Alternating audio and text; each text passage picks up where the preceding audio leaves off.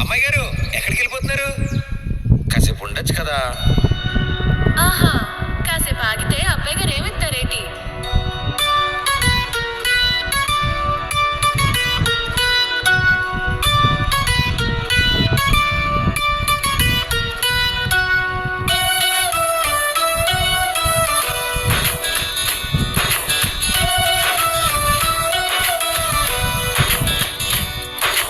నీలి నీలి ఆకాశం ఇద్దామనుకున్నా, మబ్బులు నిన్నే కమ్మేస్తాయని మానేస్తూ ఉన్నా.